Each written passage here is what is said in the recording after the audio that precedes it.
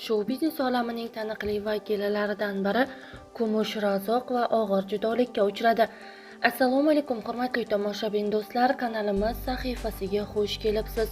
O'zbek hamda jahon shou-biznesi olamidagi eng tezkor va qaynoq yangiliklarni o'tkazib yubormaslik uchun like hamda podpisatsiya tugmachalarini bosib qoldirishni unutmang. O'zbekistonda xizmat ko'rsatgan artist, o'zbek estradasi yulduzi "Unutmam meni", "Yomg'ir", "Men seni hech kimga bermayman" kabi xit taronalar muallifi Kumush Razoqovaning ijodi nima sababdan sokinlashgan? Xonanda otasining fojiali vafoti, farzandli bo'lmaganidan afsuslanishi hamda armonlari haqida gapirdi. Otamning ukasi uni pichoqlab ketgan. Toshkentning Chuqursoy mahallasida tug'ilganman. Tug'ilishim bilan oilamizda Shekspirning tragediyasi bo'lgan desam ham bo'ladi. Men 9 oyligimda, opam 3 yosh paytida otamni o'z akasi pichoqlab o'ldirib qo'ygan. Onam 24 yoshida qo'lida 2 qizi bilan beva qolgan. Men otamni eslolmayman, balki opam eslar, lekin u ham endigina 4 yoshga to'ladigan qizcha edi. Biz uni rasmlar, u haqidagi voqealar orqali taniymiz. Otam juda yosh, 30 yoshida olamdan o'tdi. Onam bizni 10 yil davomida o'zi katta qildi. Chuqursoyda o'z hovlimiz bor edi. O'rik, jiyda, uzum daraxtlarimiz, ishkomimiz bo'lardi. Hovlimiz yonidan anhor oqardi. Opam bilan suvga tushib oqib ketayotgan olmalarni ushlab qolardik. Bolaligimda qo'rqoq bola bo'lmaganman. Aksincha, tengdoshlarim bilan ko'chalarda o'ynardik, daraxtlarga chiqardik, tomlarda yugurardik. Hech narsadan cho'chimaydigan bolalardan edim, deya eslaydi bolaligini Kumush Razoqova. Kelinoyim bizni yetimcha derdi. Amakimning ayoli bizni yetim derdi. Hozir kulgim keladi. O'sha vaqtda albatta bundan xafa bo'lganmiz. Amakimning eshigini taqillatsak, kelinoyim mahalladagi duv gapdagi ayolga o'xshab chiqib, "Ha, ana yetimchalaringiz kelishdi" derdi. Amakim esa juda mehribon edi. Hayit bayramlarida bizga 3 rubldan berardi. Onam ishga borib kelgunicha bizga ammalarim qarab turardi.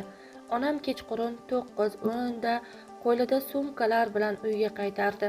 U sil kasalliklari shifoxonasining oshxonasida ishlardi. Ammalarim ko'rpacha qavar edi. Ular 6-7 yoshimda qo'limga igna tutqazgan, do'ppilar, ko'rpachalar sotib savdo qilishardi, deydi Kumush Razoqova. Musiqiy tanlovga borib, taqdirim o'zgarib ketgan.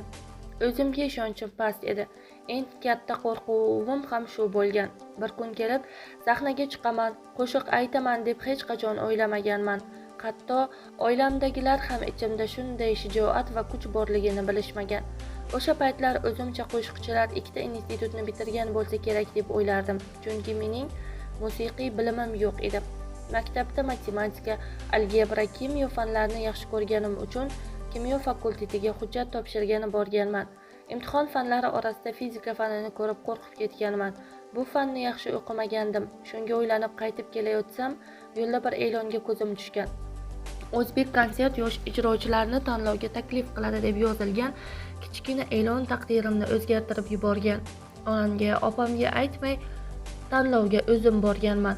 Mening rus va o'zbek tilida mukammal kuylashim bastakorga yoqqan. Menga ma'qul bo'lgan tomoni musiqiy bilimi bo'lishi shart emas edi. Keyin teatr institutida o'qiganman. Botir Zokirov boshchiligidagi komissiya oldida ovoz ko'rigidan o'tib, sado guruhiga tushib qoldim. Bu narsalarga o'zimda qanday kuch topganimni haligacha bilmayman, deydi Kumush Razoqova. Onamning vafotidan so'ng tarqalib ketdik. Onamning vafotidan so'ng oilamiz tarqalib ketgandek bo'ldi. Har birimiz o'z hayotimiz bilan yashayapmiz. Shuni tushundimki, onam bizning ustunimiz bo'lgan ekan. Biz uning atrofida aylanardik. Inson hayotning qadrini ko'p yo'qotishlar boshidan o'tga tushunar ekan. Odamga nima kerak? Bir kosa ovqat, choy, shirin so'z va ustimizga bir mato.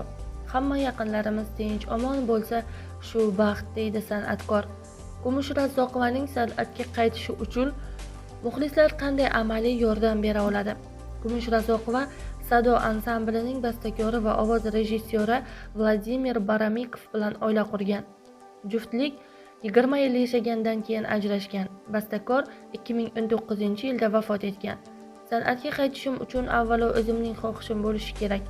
Ijodkorning o'zida xohish bo'lishi kerak. Hozirgi yoshlarning orasida o'zimni topishim, yo'nalishimni qurish, mavzu topish oson emas. Bu albatta mablag'ga borib taqaladi. Ijodga pul kerak. Qo'limizda ishlaydigan odamlarga maosh to'lash kerak. Rostini aytsam, prodyuserim, turmush o'rtog'im Sado ansamblida kerak bo'lsa qo'limdan olib yurgan insonim tirik edi. Keyin arosatda qolib ketgandik.